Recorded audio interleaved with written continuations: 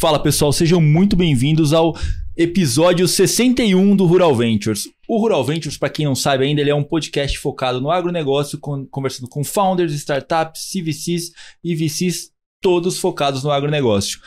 Lembramos que esse podcast é um oferecimento da Cargill, ajudando o mundo a prosperar. E hoje, Kiran Gatland, boa tarde. Boa tarde. Tudo 61, bem? né? A gente já passou o Vale do Morte. Passamos faz tempo. Quanto era? 40? 30 e poucos. Mas, cara, hoje a gente tá no 61. Eu tava até comentando com o Kira. Eu falei assim, cara, como é doido isso, né? Porque você começa a fazer, você vai vendo, vira um Nem carro, parece, né? vira um carrossel, nem parece. Mas é muito legal o quanto de conexão que a gente faz com esse negócio. E é muito legal. E hoje estamos aqui com o André Glaser, co-founder e CEO da Agroland. André, muito obrigado por estar aqui com a gente, para participar do nosso episódio, que nós estamos falando aqui, tipo, que ele vai rodando, mas o que fica aqui pra gente é o conhecimento e a conexão, cara.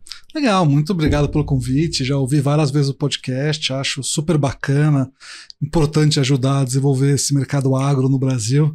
Então, estou muito feliz aqui de poder participar e contar um pouquinho da nossa história. Legal, André. Pô, para quem não sabe, gente, a Agroland é uma empresa que trabalhando aqui na parte agri-fintech do mercado, né? Fazendo essa conexão aqui com o crédito para o produtor rural, para as empresas do agro, né? Mas antes da gente falar da empresa, da startup em si, da agritech em si, né? Vamos entender quem é o André que chegou até aqui, cara. Como que você chegou até esse momento de fundar essa empresa? Como que você viu esse gap do mercado, né? Como que foi a criação da sua história de profissional até chegar aqui? Legal, assim, eu sou de São Paulo, aqui nasci em São Paulo, minha família é daqui, eu sou engenheiro, formado em engenharia de produção, formado na Poli, mas trabalhei minha carreira inteira no mercado financeiro. Então eu comecei minha carreira trabalhando em 2007, 2006, na IGC, uma boutique de M&A, num banco de investimento, 100% focado em operações de fusões e aquisições entre empresas, de middle market. E depois eu trabalhei por quase 8 anos num fundo de private equity chamado Arlon. A Arlon tem dinheiro de grandes investidores, incluindo a Continental Grain e o Rabobank, e é um fundo 100% focado no agronegócio. Então eu fiz 3 investimentos no setor, investi cerca de 100 milhões de dólares em 3 empresas. E aí, por ter ficado 8 anos nesse setor, eu conheci muito do agro. A gente, na época do fundo, tinha uma tese de investir na cadeia de valor da produção agrícola, basicamente indústrias de insumos agrícolas e varejos, revendas de insumos agrícolas.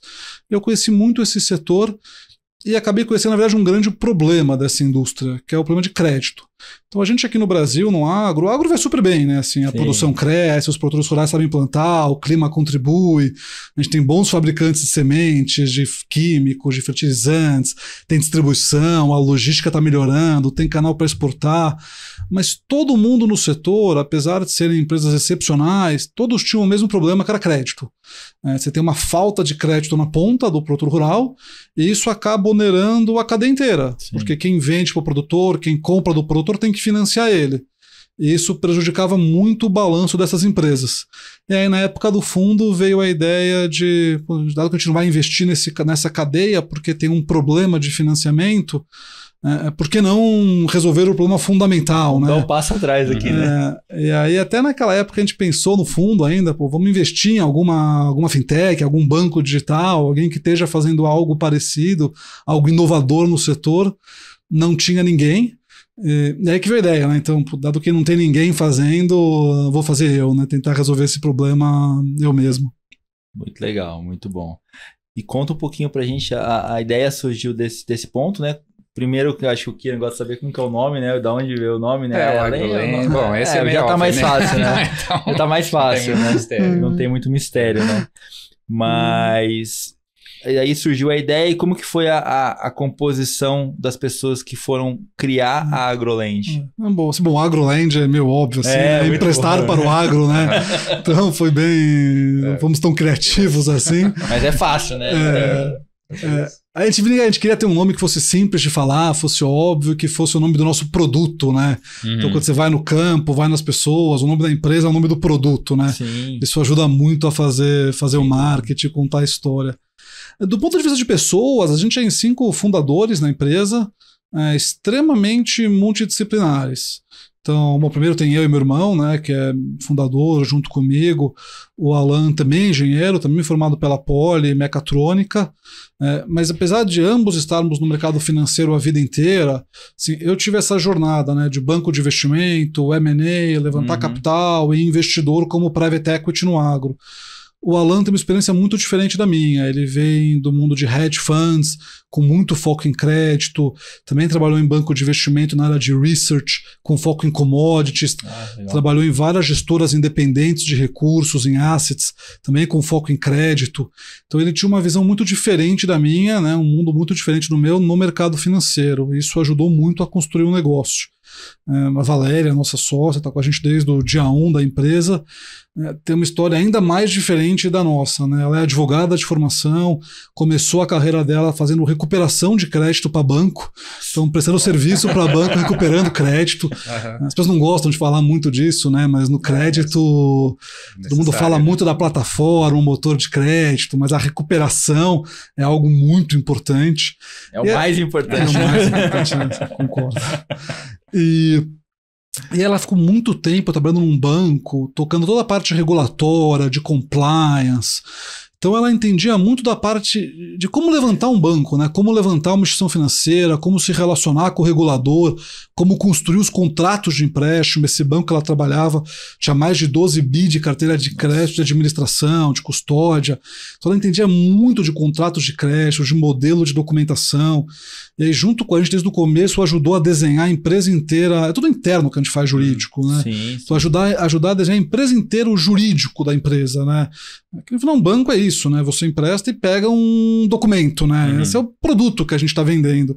É muito importante que esteja bem desenhado. Como vocês conheceram ela? Era uma amiga? O Alan conhecia ela. Acho que, se não me engano, os filhos do Alan e os filhos da Valéria estudavam juntos na escola.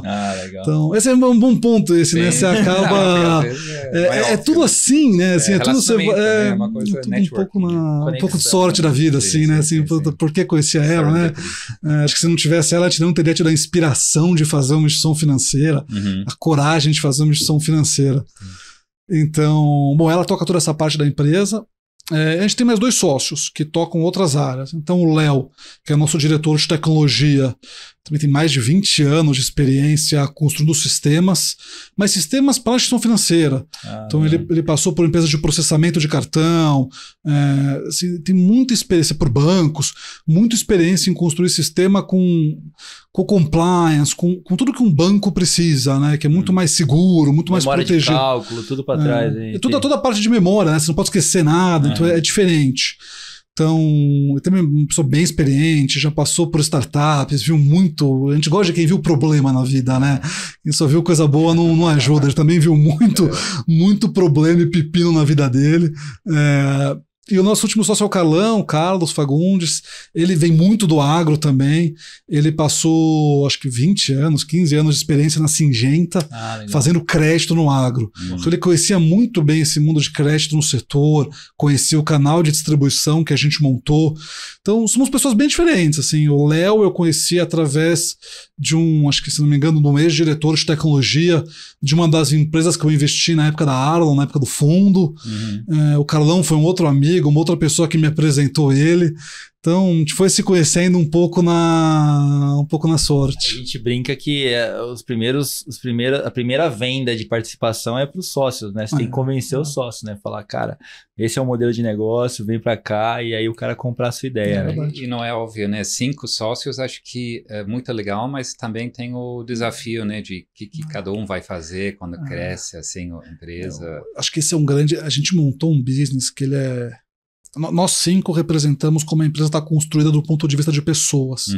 A empresa tem pessoas muito diferentes. Sim. Tem pessoas de compliance, de risco, de cadastro, de operações, financeiro, pessoas do agro que têm um perfil diferente, pessoas de funding, tesouraria, tecnologia. Nós representamos a empresa inteira e você tem uma série de conflitos quando você tem pessoas que pensam diferentes. Sim, cada um tem uma cabeça diferente. Trabalho não falta, assim, com certeza. Assim, o que cada um vai fazer, se não é um... no começo é fácil, porque cada um tem muita coisa para fazer, resolver problemas, mas depois, quando cresce, tem que dividir. Planejar um pouco melhor. Mas a cultura que vai fazer a construção disso a longo prazo. É isso que vai manter o cerne da empresa, né? Sim. Mas, André, vamos explicar para a galera que não conhece ainda a AgroLand, de maneira bem simples, o que a AgroLand faz hoje? A AgroLand é uma financeira. A gente, da forma mais simples de explicar, a gente empresta dinheiro para produtores rurais. That's it. Assim, direto para produtor ou através do revenda? Então, aí, como é que a gente faz esse negócio? Então, o nosso negócio é emprestar dinheiro, receber o dinheiro de volta. Esse é o nosso business. Como ele é feito? Então, vamos separar em dois lados da empresa, o ativo e o passivo. Sim. Uma coisa é emprestar dinheiro, outra coisa é ter dinheiro para emprestar. Legal. Não dá para fazer uma empresa com só metade do negócio, não funciona. Então, como a gente empresta dinheiro e para quem a gente empresta dinheiro? Então, a gente faz empréstimos de capital de giro, ticket médio é 200, 300 mil reais, prazo médio varia de 6 meses a 1 ano. O empréstimo é sempre bullet, né? O produtor rural nos paga de volta juros e principal na época da colheita. Como a gente chega no produtor? A gente não está aqui na internet pescando clientes. A gente acha que esse é um modelo de negócio muito arriscado. O que a gente montou foi uma rede de distribuição que traz clientes para nós e que se beneficiam dessa parceria. Sim. Então a gente tem mais ou menos 100 parceiros hoje ativos, que são espalhados pelo Brasil inteiro. A gente está presente em 15 estados. São basicamente revendas de insumos, então lojas físicas, né? Lojas que estão presentes no campo, normalmente lojas regionais, que tem 5, 10, 30 lojas, que vendem sementes, fertilizantes, defensivos para o produtor rural.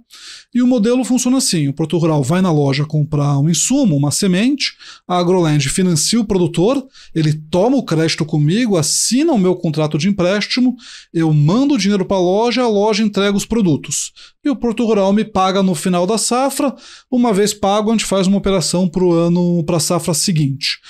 Esse é o modelo que a gente tem, um modelo muito inovador no agro, ninguém tinha feito desse formato, mas no mundo urbano muito comum.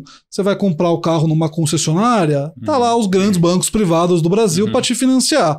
Você vai reformar a sua casa, você vai lá comprar um móvel, também tem os bancos para te financiar na loja. No agro ninguém tinha feito. Então esse é o modelo. A gente tem hoje mais ou menos um pouco mais de 200 milhões de reais de carteira de crédito, mais ou menos 1.000 produtores espalhados nesses 15 estados. Mas isso, de novo, é metade do business. Sim. A outra metade é da onde vem esse dinheiro. E aí eu acho que onde a gente fez uma coisa realmente inovadora. Então a gente está se transformando agora. Eu acho que quando aqui for tudo ao ar já vai ter acontecido, mas a gente transformou. A gente hoje é uma instituição financeira, a gente é uma SCD, Sociedade de Crédito Direto. A gente pediu para o Banco Central para transformar a nossa licença numa que chama SCFI, a famosa, conhecida no mercado como financeira, que nos dá o direito de emitir depósitos a prazo. O que é um depósito a prazo? É um CDB, uma LCA, um LCI. Então você vai no banco, deposita o dinheiro no banco e o banco te devolve o dinheiro X meses depois, X anos depois, com os juros. É assim que a gente vai passar a captar dinheiro depois que sair a nossa licença. Então a gente emite a LCA. A LCA ela é um instrumento muito bom para captar dinheiro, porque ela é garantida pelo FGC até 250 mil, isenta de imposto de renda para pessoa física. Ela nos dá o dinheiro, a gente pega esse dinheiro, empresta para o produtor rural nos devolve e a gente devolve para essas pessoas. O ponto é que a gente tem um modelo que é B2B2C para o produtor rural, em parceria com os distribuidores, com as revendas. Para captar o dinheiro é a mesma coisa. A gente também não vai direto no poupador. A gente faz parcerias com grandes empresas, como a XP, o Nubank, o Itaú, o próprio Bradesco. Eles têm bases de milhões e milhões de clientes, pessoas físicas e poupadores. Então a gente vende as LCAs para eles e eles vendem para essa base de clientes, cobrando uma pequena comissão para fazer isso. Então esse é o nosso negócio de ponta a ponta. Capta dinheiro com depósitos a prazo com LCAs e empresta dinheiro para produtores rurais de porte pequeno e médio. E esse produtor pequeno e médio, ele tem alguma garantia que ele deixa contigo ou não tem garantia nenhuma nesse caso? Não, a nossa operação ela é clean, o produtor rural não coloca nenhuma garantia. A gente tinha uma visão de que tem uma escassez de garantias no setor e é super difícil formalizar garantias. Normalmente a fazenda de um bom produtor já está colocada em garantia para o Banco do Brasil. Está lá já, primeiro da fila. É o maior banco do Brasil nesse setor, é um banco excepcional, não dá para competir com ele nesse produto. A CPR com grão em garantia, a nossa visão é que esse é um produto que é muito bem feito pelas tradings. Porque as tradings querem o grão. Então ela dá o empréstimo para o produtor rural e pega o grão, não como garantia, porque ela quer o grão, ela está no campo, tem time. Então a gente achava que também era muito difícil competir com a trading nesse produto. Por isso que a gente fez esse modelo que é clean para o produtor e por isso que é tão fácil de ser formalizado. Entendi. Vocês usam os bancos de dados dessas revendas para fazer um rating de risco? Hoje, muito pouco. Assim, a gente, para montar o nosso rating do produtor rural, a gente está integrado em várias plataformas de dados, como Serasa, COD, Boa Vista, os grandes birôs de dados, o próprio birô do Banco Central, que é um birô muito importante, nas registradoras de CPRs, em vários outros bancos de dados. A gente trabalha com uma empresa que foi comprada recentemente pela TOTUS, pela Dimensa, que nos chamava InnovaMind, que nos provê dados de background check, se o produtor rural é político, não é político, se tem protesto, se tem processos judiciais. A gente tem alguns parceiros que nos provêm dados se o produtor rural é um desmatador. Então a nossa plataforma está integrada em vários fornecedores de dados. A gente compra esses dados para tomar uma decisão se empresta ou não, mas não necessariamente no ERP, no sistema da revenda. E você acompanha o risco da safra também para cada produtor? Você usa esse Sim, a gente acompanha, a gente monitora a nossa carteira de crédito mensalmente. A gente olha individualmente, reroda esses scores de crédito todo mês para ver como é que está indo e como é que está a probabilidade de inadimplência da carteira. Isso do lado financeiro. E do lado agrícola, a gente acompanha como é que está indo a safra de cada região. Então a gente gosta muito de trabalhar com a AgroConsult. A gente acha uma empresa excepcional, entre algumas outras empresas, que nos ajudam a ver como é que está evoluindo a safra. Está produzindo bem, está indo bem, como é que está a rentabilidade da safra, qual que é a expectativa de produção, como é que está preço, atrasou a colheita, antecipou a colheita. Então a gente faz esses dois monitoramentos em paralelo. O financeiro do produtor rural e o agrícola para saber como é que está indo o desenvolvimento. E hoje você falou que vocês estão em quantas regiões atuando hoje? A gente está em 15 estados. Isso é muito importante no nosso business, na nossa visão. Assim, o grande risco desse negócio, do business que a gente está inserido, são 3 riscos, na verdade. Um é o risco de produção. Se o produtor rural não produzir, faz parte do jogo. Assim, não tem muito o que fazer. Esse é um dos riscos do negócio. Os outros riscos são os riscos externos também, que é os riscos de commodity. Se o preço da soja cair 50%, a gente vai ter uma situação difícil. E do câmbio também, porque na verdade é o preço da soja em reais. Então se o real se supervalorizar, a gente vai ter um desafio. Para mitigar o primeiro risco, que é o risco de produção, a gente se espalhou no Brasil inteiro. Não pode ter então a gente está em nenhum, assim. Então a gente está em 15 estados. A gente gosta mais da área central do Brasil. Então o grosso da nossa carteira está no Paraná, em São Paulo, Goiás, Minas e Mato Grosso do Sul. Mas a gente também está no resto do país. Então a gente tem clientes no Rio Grande do Sul, em Santa Catarina, Espírito Santo, Bahia, Mato Grosso, Maranhão, Piauí, Rondônia, Pará. A gente realmente se espalhou pelo Brasil inteiro. E também é uma subdimensionamento essa explicação, porque você pega no Paraná, a gente está em todas as regiões do Paraná, no Centro-Sul, no Norte, Londrina, Maringá, no Extremo Oeste, em Toledo, Palotina, no Mato Grosso do Sul, estou no Sul, estou no Norte. Então a gente se espalhou em todas as regiões do país para mitigar o risco climático. E seu modelo é só para custeio ou você financia qualquer coisa do produtor? Hoje a gente se inspira muito no modelo do Nubank. Então a gente tem um produto e estamos 100% focado em escalar esse produto, para depois pensar nos próximos.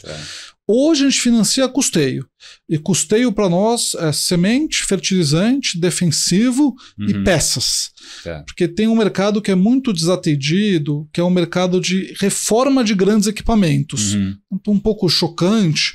Se um produtor rural tem 5 colheitadeiras Ele vai lá, ele vai comprar uma colheitadeira nova, custa 3 milhões de reais, 5 milhões de reais, tá lá o banco da montadora, o BNDES para financiar. Esse mesmo produtor chega na loja, vou fazer uma reforma aqui, vou trocar os pneus, o óleo, vai me custar 300 mil reais. Tem um financiamento? Não tem esse financiamento. Então, para nós, isso é capital de giro, isso é custeio, a gente também financia. É bom porque se evita a parte sazonal, né, de custeio. Então, você tem, normalmente, esse efeito entre safra. Então, você está resolvendo um problema potencial de sazonalidade que, para quem está emprestando, não é bom. E geralmente o produtor, ele não tem essa escolha, né? Não, é sem garantia. Não, ele sempre olha e fala, cara, tem que colocar garantia em tudo, né? Então O nosso produto ele não existe no mercado, porque o que tem é o banco. E o que o banco faz é, ou você me coloca a garantia e eu vou te emprestar numa taxa super competitiva, que é uma fazenda, é o crédito subsidiado, ou você quer um crédito clean, isso é um crédito pessoal, vai te custar 90% ao ano, que é inacessível. E aí você tem o crédito do balanço das revendas, que a gente elogia muito esse tipo de produto, porque ele funcionou muito bem por muitos anos. É o crédito do balanço do setor que criou o setor. Mas ele chegou no limite. Então a revenda faz para 1, faz para 2, faz para 3, faz para 4, vem o quinto, sexto, sétimo, ela não consegue. Então, não tem esse produto que a gente faz. Hoje vocês são competitivos em relação a esse crédito antigo da revenda? Porque ela deixa de fazer, na verdade. Né? Ela deixa de fazer, a gente tem que ser competitivo. Sim. Assim, para fazer na mesma taxa que a revenda faz, ela prefere, assim, no limite, ela faz do balanço dela, ou dá um jeito.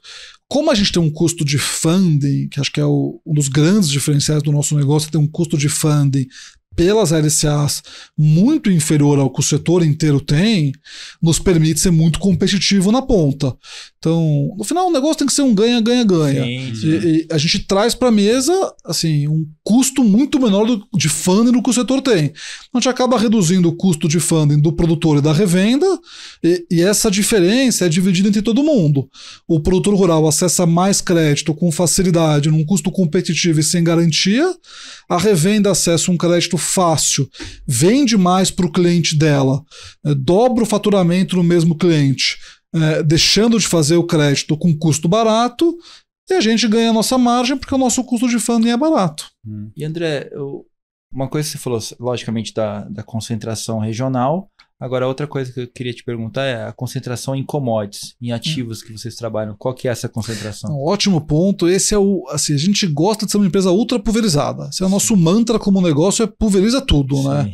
É um reconhecimento da nossa, vamos dizer, ignorância assim, perto desse business. Então, como é que você mitiga isso? Você pulveriza o máximo que você pode. O único eixo que ainda não foi pulverizado é o eixo de commodities.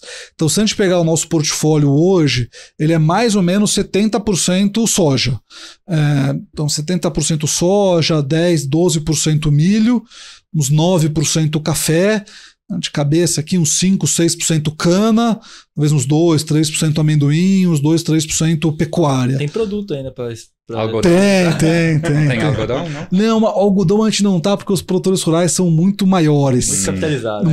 São grandes, dinheiro, é diferente. Não é A gente tem uma frase no agro que fala assim, o produtor de algodão produz tudo. O produtor de milho e soja para chegar no algodão demora. É difícil.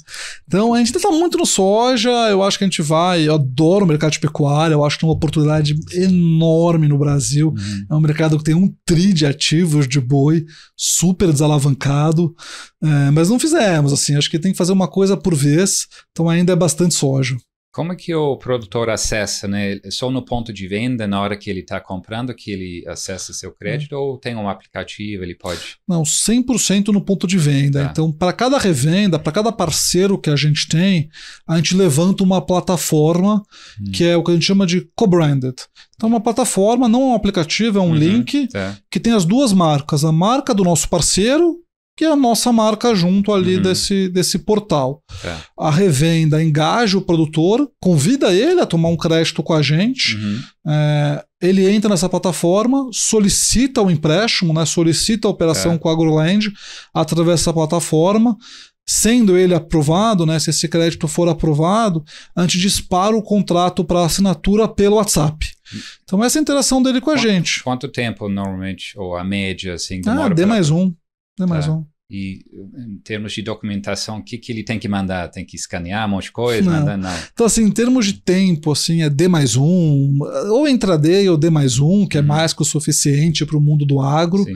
Em termos de documentação, o que a gente precisa do produtor rural é preencher esse cadastro, mas que são informações muito mais cadastrais, né? Qual é o seu nome, seu CPF, seu endereço, seu telefone. Demora 90 segundos para preencher esse cadastro e uma foto do documento do produtor. Isso é tudo que a gente precisa, desde que esteja dentro de uma revenda de um parceiro nosso, é tudo que a gente precisa para aprovar o produtor. E ele já tem um limite de crédito ou não? Ou como você analisa? Quando ele vem nesse momento, a gente aprova um limite. Então veio aqui o produtor, o Zé, na revenda. Você pediu um empréstimo, a gente aprovou 300 mil para você. Depois ele pode comprar na revenda os 300 mil ou menos. Mas a gente aprova sempre um limite quando ele vem.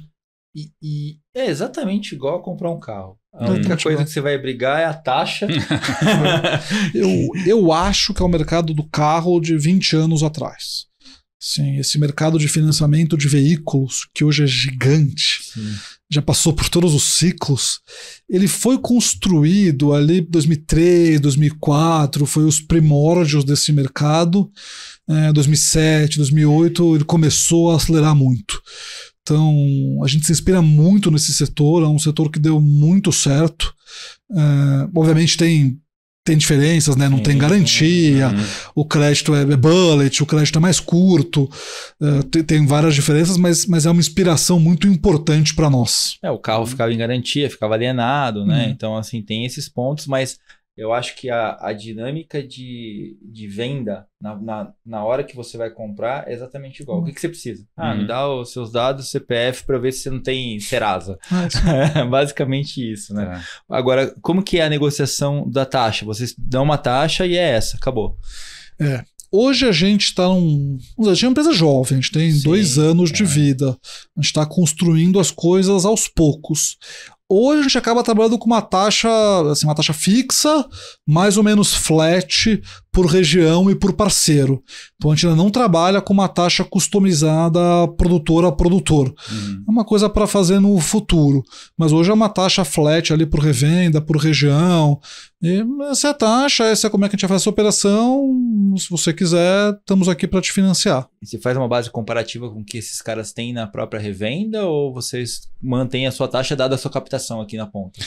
A taxa é muito mais uma referência da minha captação. Sim. Então a gente precifica muito conforme as curvas até acho que foi um grande erro de várias fintechs de crédito que não olharam para as curvas forward, CDI, e não fizeram os hedges adequados.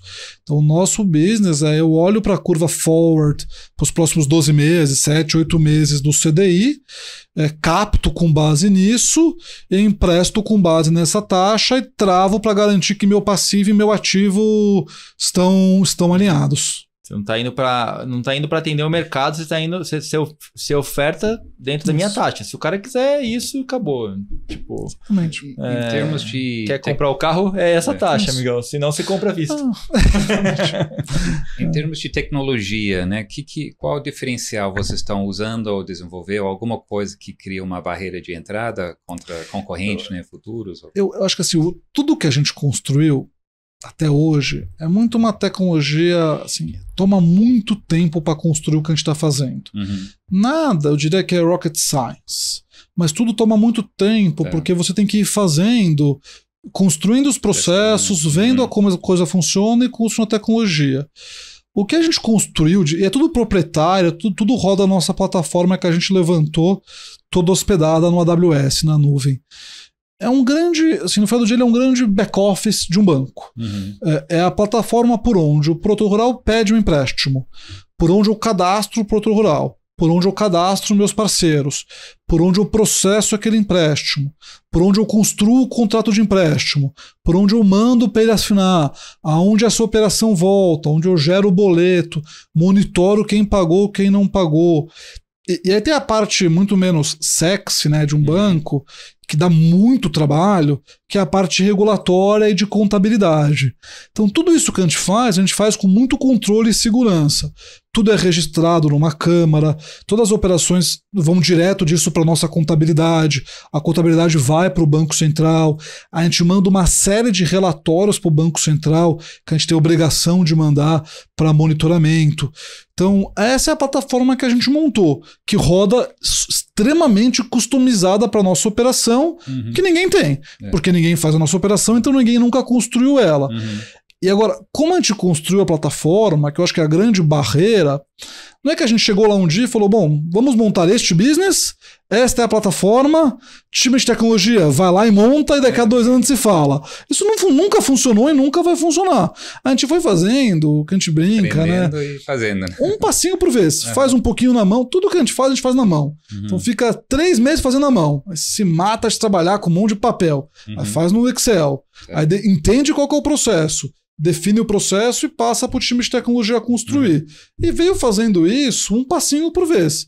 Passados 2 anos, você vai lá ver o que a gente tem, é um back-office inteiro de um banco, de ponta a ponta.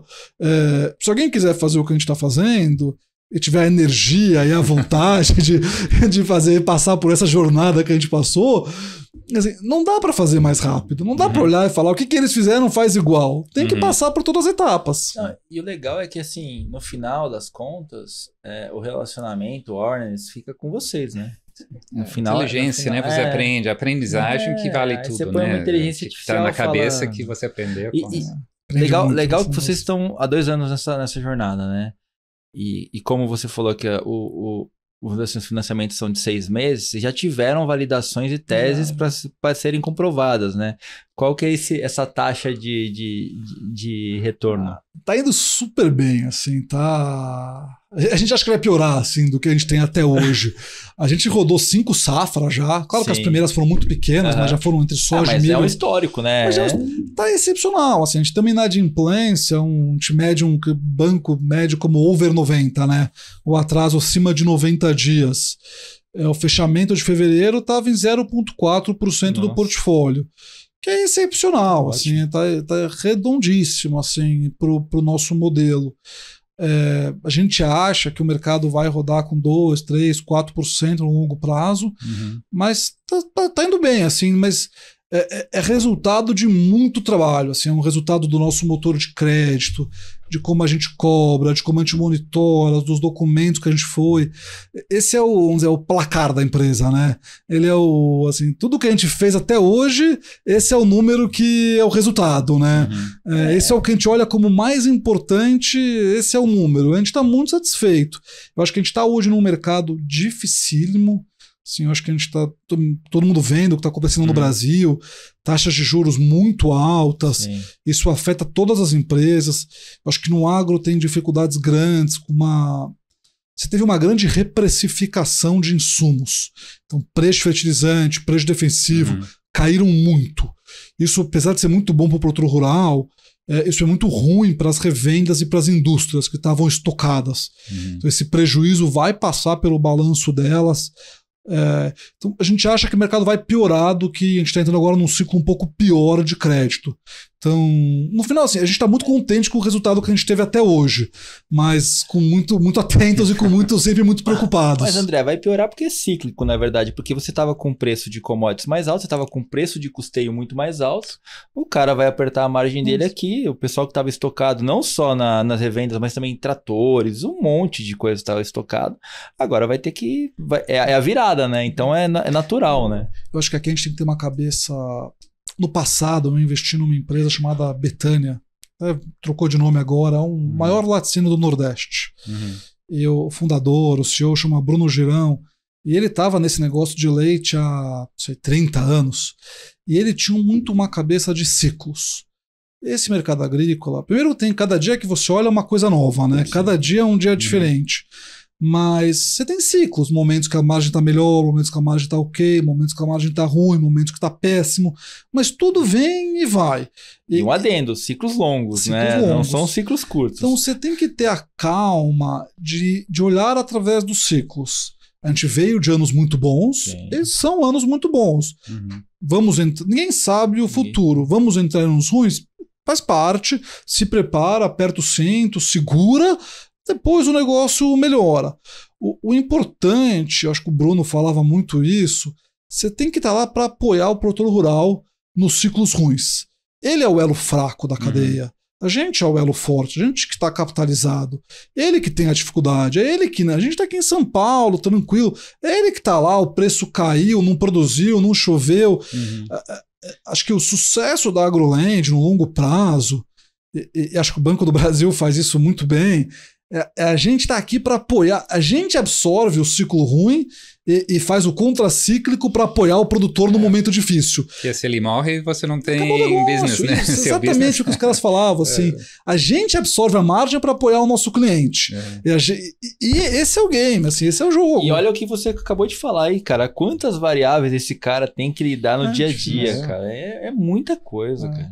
Mas assim, é um mercado excepcional, é o que o Brasil é bom, sem dúvida. O Brasil é competitivo globalmente, o mundo depende do Brasil, isso é indiscutível, que o Brasil vai estar aqui produzindo grãos pelos próximos 100 anos, vai estar.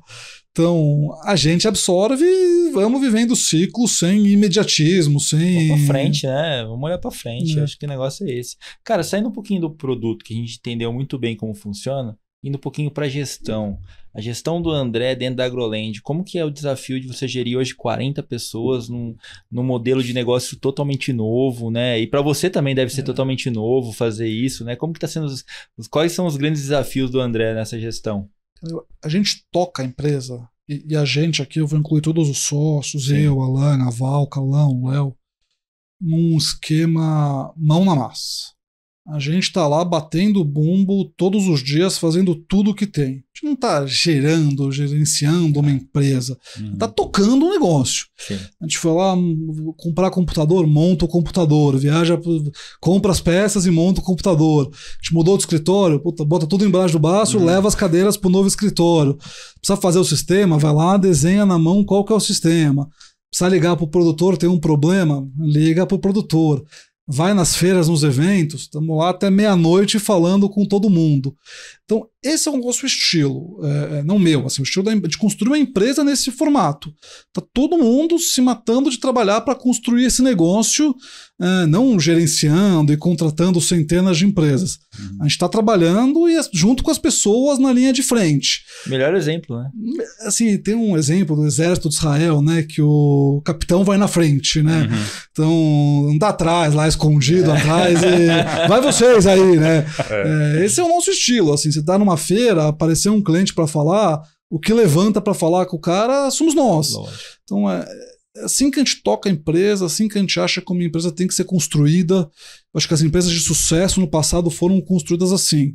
Então, trabalhamos muito, muita energia, muito trabalho, muito problema, e resolve os problemas, né? Eu acho que tem muita gente que num negócio, uma gestão financeira, se você não se atenta aos problemas, eles se acumulam, eles voltam contra você, né?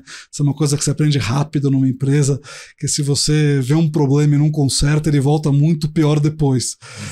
Então, liderar pelo exemplo, acho que é o melhor formato, né? Esse é o nosso estilo, vem funcionando muito bem. Legal. Vocês fizeram um fundraising agora, né? Sim. Então, esse cenário agora, né, tá bem desafiador para os startups. Como foi essa experiência de vocês?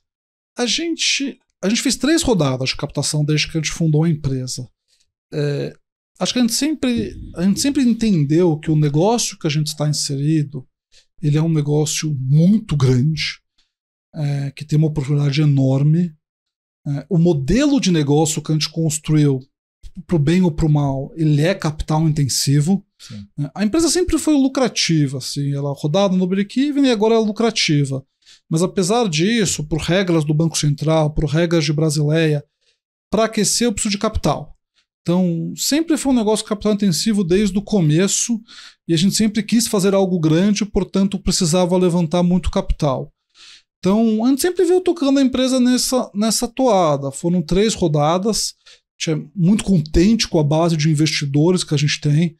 Acho que são cerca de 50 investidores que tem na empresa. Caramba, assim, cada rodada foi liderada por um fundo diferente. pessoas que nos ajudam, contribuem profundamente com o negócio. Acho que 50 investidores, né? Tem mais investidores do que funcionários na empresa. E cada um individualmente contribui com um pouquinho, que ajudou muito. Mas é um case bom, bastante gente comprou a ideia. E a gente está sempre levantando dinheiro. Ninguém gosta. A nossa visão sempre foi que ninguém quer investir numa foto. Todo mundo quer investir num filme.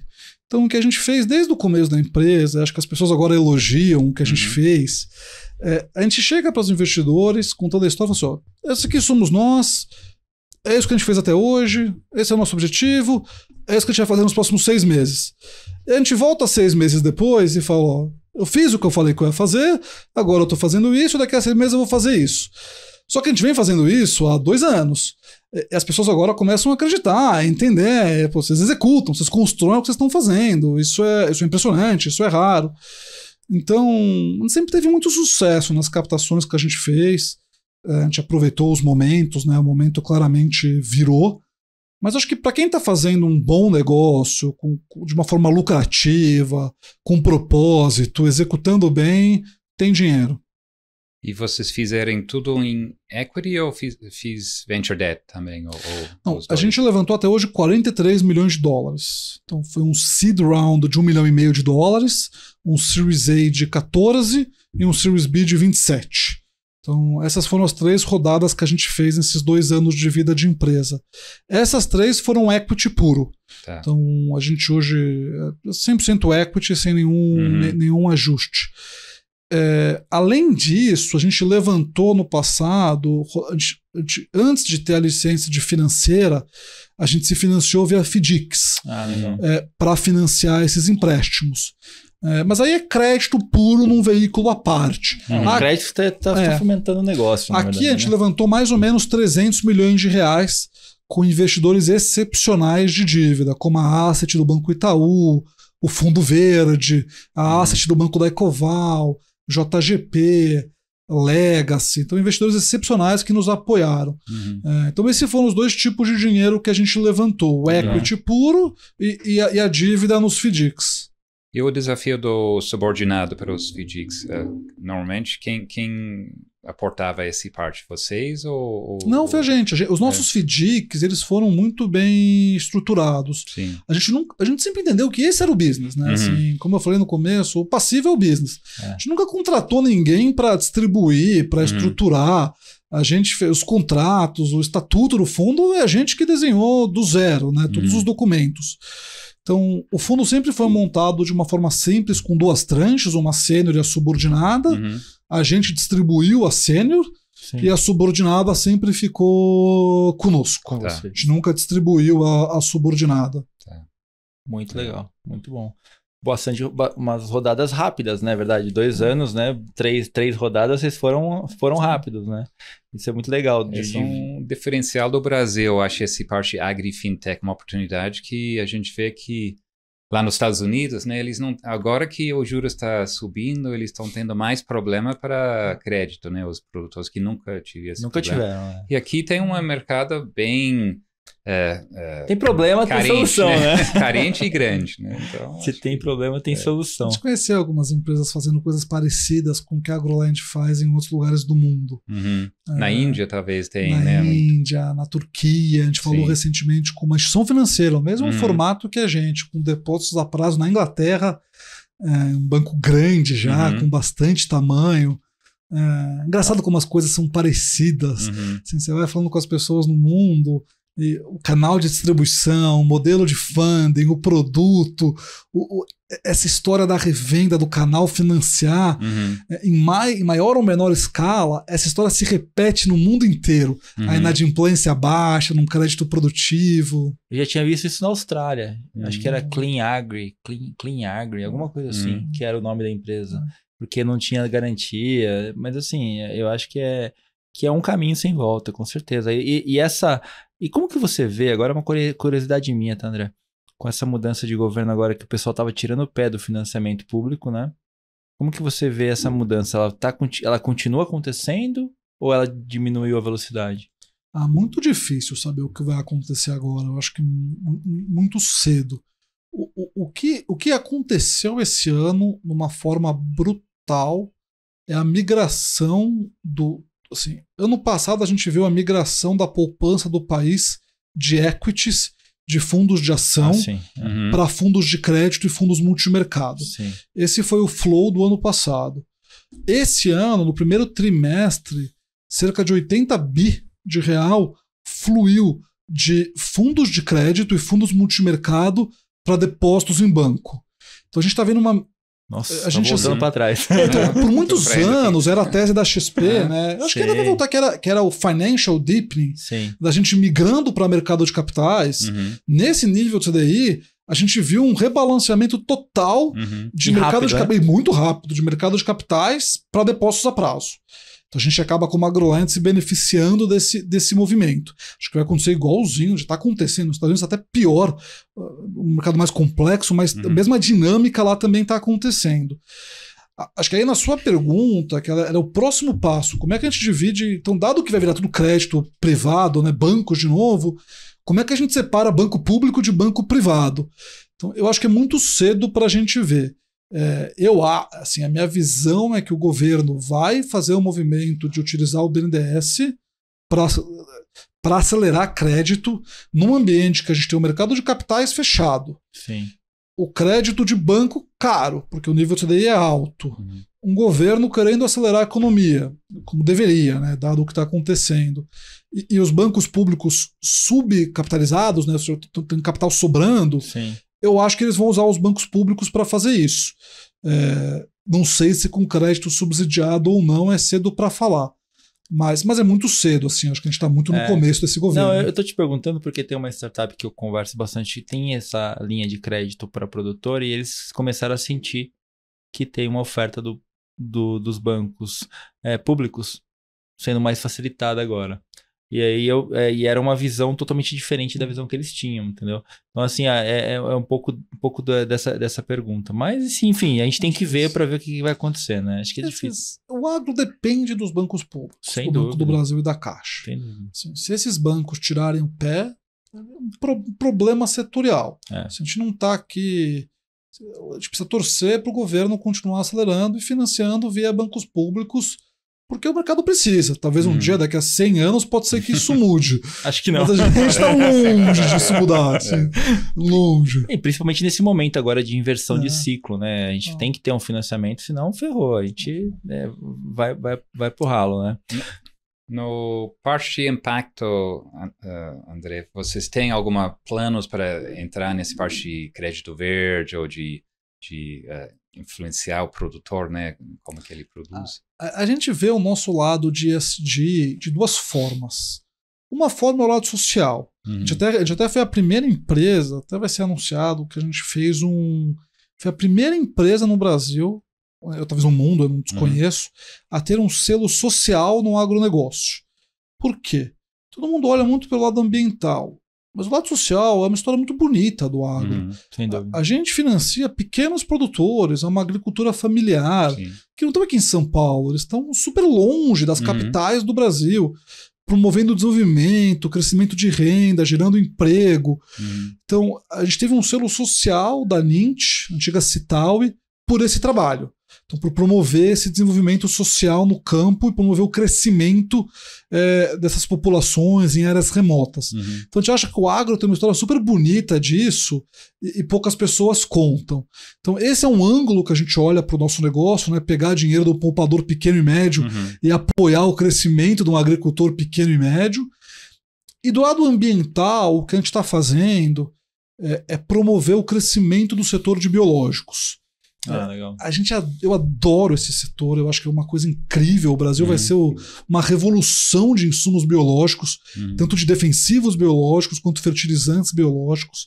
Tem empresas magníficas aparecendo nesse setor, crescendo a 50%, 60% ao ano, com uma história linda do ponto de vista ambiental. Vamos deixar de usar deixar uma palavra forte, mas vamos trocar uma parte do químico pelo biológico. Diminuir, né? É uma complementação. Só que essas empresas têm um problema. Assim, se a BASF, a Bayer, se as grandes químicas faltam crédito para elas, imagina para uma empresa familiar, tipo, local, tentando crescer nesse segmento. Então, hoje, mais ou menos, um pouco menos de 10% da nossa carteira de crédito tá montada para financiar insumos biológicos, que eu acho que a gente está acima do setor, né? O setor acho que está abaixo desses 10%. A gente acha que esse setor vai crescer muito e a gente quer crescer e apoiar o crescimento desse setor.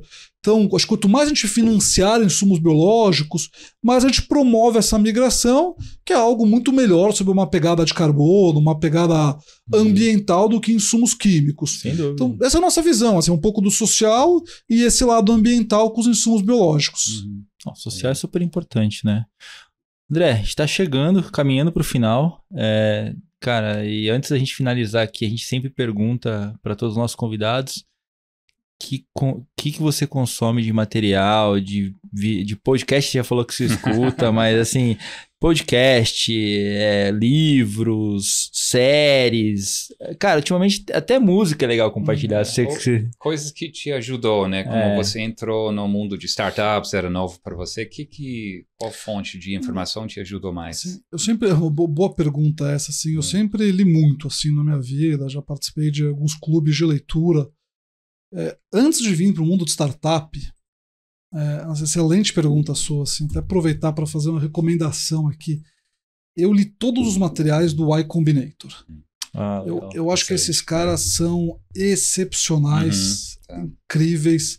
Acho que eu usei muito conhecimento que eles divulgam em todos os canais possíveis para construir construir muitas coisas que a gente fez.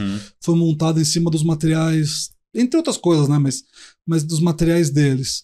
Então, acho que do mundo de startup, naquela época, né? Em 2019, 2018, antes de começar, eu li tudo que eles tinham, assim, e acho que aprendi muito com essas pessoas. Aí depois a gente foi lendo, na época da Arlo, li muitos livros de agro, assim, todas as histórias. Eu gosto de ler coisas antigas, assim, né? Eu acho que o tempo passa, mas os fundamentos das coisas são sempre os mesmos, né? Sem dúvida. Então eu li muito como o setor agrícola foi construído nos Estados Unidos, a história da própria Continental Grain, da Cargill, da Dreyfus. Eu acho que essas histórias das grandes trades dos Estados Unidos, elas vão se repetir no Brasil. Como o setor agro foi desenvolvido lá, acho que ele vai se repetir no Brasil, com a construção de grandes indústrias aqui. E eu leio muito coisa de banco, assim, também na mesma toada aqui, de como bancos antigos foram construídos.